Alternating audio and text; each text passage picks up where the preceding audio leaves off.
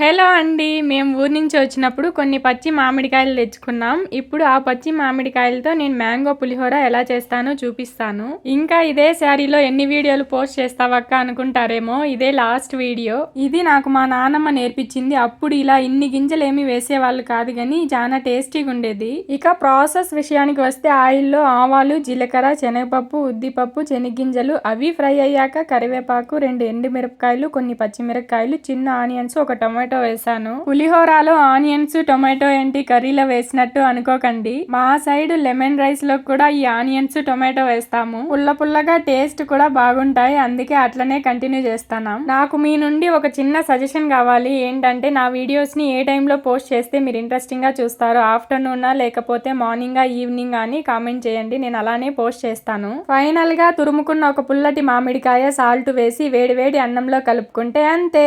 Bye bye.